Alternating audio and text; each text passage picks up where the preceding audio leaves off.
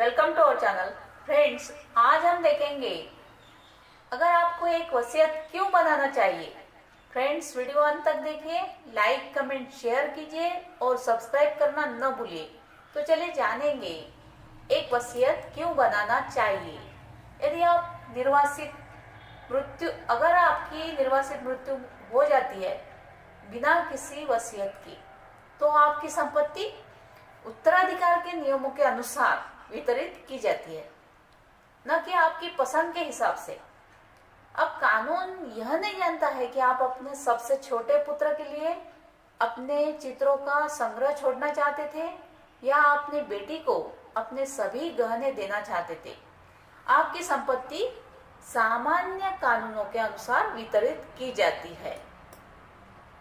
अब अधिकांश लोगों का मानना है कि जिन लोगों के पास धन की प्रचुरता है उन्हें वसीयत बनाने की जरूरत है, लेकिन अपनी संपत्ति सुनियोजन के तहत यह सुनिश्चित करना उचित होगा कि आपकी संपत्ति आपकी इच्छा के अनुसार स्थानांतरित की जाए, यानी आपकी प्रॉपर्टी ट्रांसफर की जाए।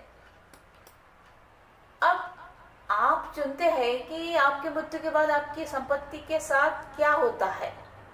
जब आप एक वसीयत बनाए तो आप तय करें कि आपकी संपत्ति किसे मिले, चाहे वो एक परिवार के खनन व्यवसाय या कलाकृतियों का क्लासिक संग्रह या आपकी अन्य बचत या आपकी सेविंग्स।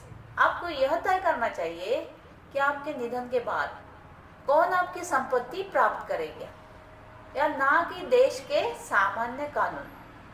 अब इन कानूनों में उन लोगों को शामिल नहीं किया गया है जो आपके सगे संबंधी नहीं हैं, जैसे आपके करीबी दोस्त या संरक्षक। अब वसीयत के साथ आप अपने प्रियजनों के लिए विरासत पीछे छोड़ सकते हैं। आप वसीयत बनवाने के लिए अब वकील से सलाह ले सकते हैं, यानी एडवोकेट से सलाह ले सकते हैं।